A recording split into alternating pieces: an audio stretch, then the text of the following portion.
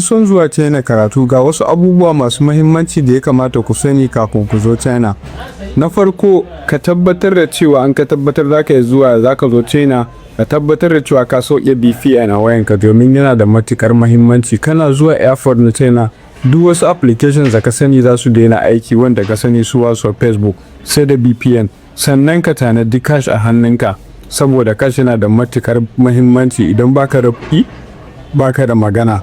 Sannan abu mafi mahimmanci na uku shine ka yi downloading na WeChat ko Alipay, saboda da su ne za ka yi duk wani communicating across China, saboda shine most often used application a can.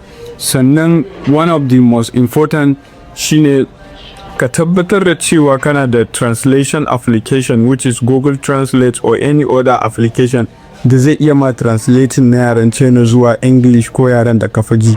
Wannan shine Allah ya sa mu dace. Ku yi like, ku yi sharing saboda 'yan uwa su amfana.